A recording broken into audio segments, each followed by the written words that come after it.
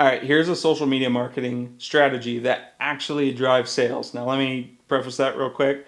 I always looked at social media marketing as kind of fluffy. And when I say social media marketing, I don't mean like advertising. I mean like, hey, I'm going to go post on Instagram, or hey, I'm going to go post on Twitter or TikTok or whatever. I always looked at it as a fluffy thing. It's like, it's nice, it's branding. In the early stages, like probably pre 2015, it was a little bit more effective. But nowadays, it's like you go post on Instagram, you're not getting any kind of sales or anything like that. It's more of like a vanity type thing. But there is actually a way to turn that strategy into a thing that actually produces sales.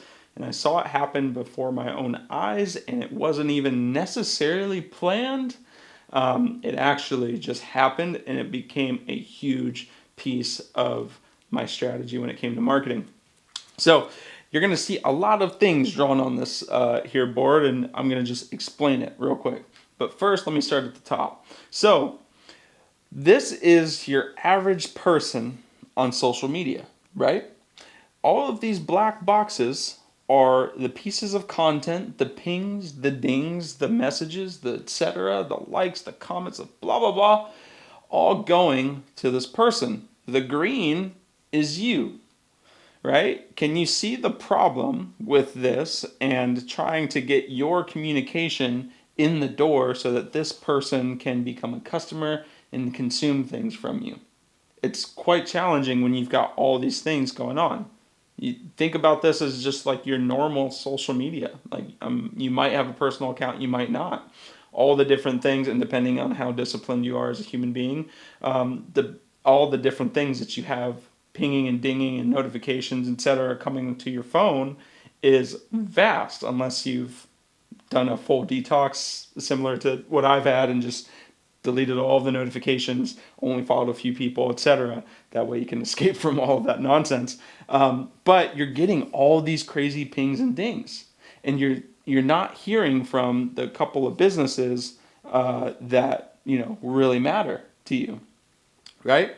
So this is the typical social media marketing approach, like how the customer feels in that seat, right? They're just getting all this stuff. How would you ever expect that person to purchase from just you? So if we go down here for just a second, and I'm going to talk about these a little bit more in depth, but groups and lives, I want to show you the difference and kind of use like how the algorithms feed into this, right? So before I show you that real quick, if you think about the algorithms on YouTube, Facebook, Instagram, etc., they reward the behavior that they want. So YouTube, they feed you views the more somebody stays on their platform, watches content, clicks ads, etc.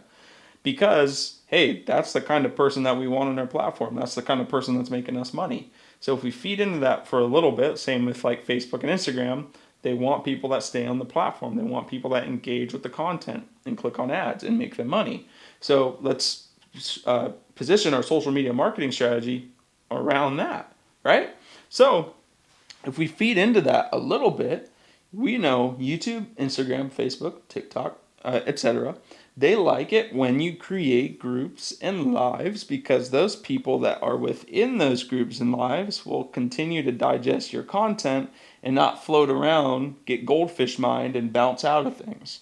So if you create groups and you do lives, those people will start to get your content more often, right?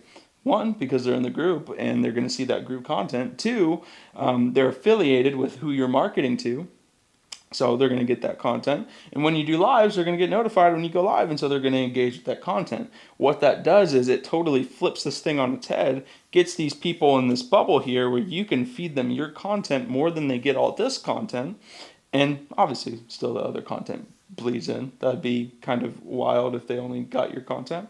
I assume they could probably choose to only get your content, but I think you get the point. Once you have them in groups and you're doing lives, this is where the power is. So that's kind of what we figured out was, when we have people in Facebook groups and when we do lives often, they engage with our content. So when we go run advertising or we go do sales or we go email them, we're in front of their face more often, so they're more likely to become a customer. Now, what the cool thing is when we do these, when we got them in groups and we do a sale, for example, and they're inside this group, we can do a post for that sale, they're more likely to purchase because they see it. They're not caught up in all this where we do a sale and it's getting blocked out by all this nonsense going on up here and they can't get through, right? Same with a live. This is a great opportunity to sell while you're doing lives. When you go live, they're going to get a notification that you are live. Well, guess what happens? When you're doing the live and you're talking, what do you talk about? If you're doing a sale that day, you could probably talk about that sale and that person would be more likely to purchase because they're actually dealing with you in real time. As opposed to going live up here and they've got a million different things going on, they're not in a group, etc. They still have to fight through all these different pings and dings in communication. So if we look at it that way, we just want to close that down. So our main motive when it comes to social media marketing is to get them into something that is our domain. Now, trying to take them off of Facebook or off of YouTube or off of Instagram is a terrible idea. You're not going to win that battle. Facebook, Instagram, whatever, they're too big. So it's play within their rules and create communities and tribes within their platform. Now, this has a psychological play too, because as humans, we're pack creatures. We like groups, we like community, we like being a part of stuff. We like to follow more than we like to lead.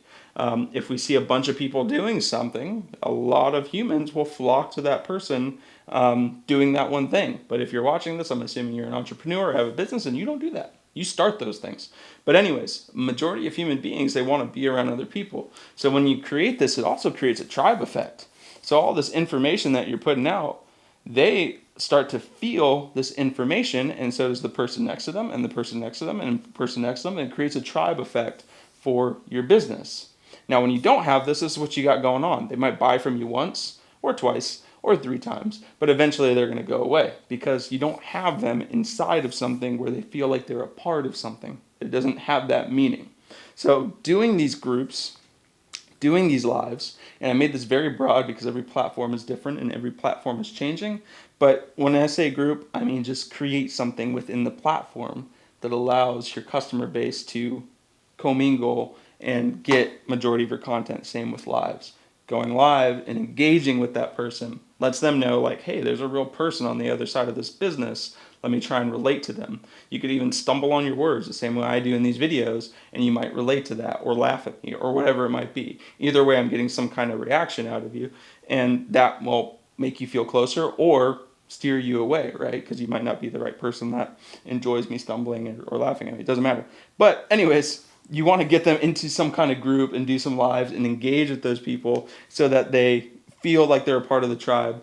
They'll be more absorbent of your content, and then they'll eventually become customers faster than if they were just left to the world of social media.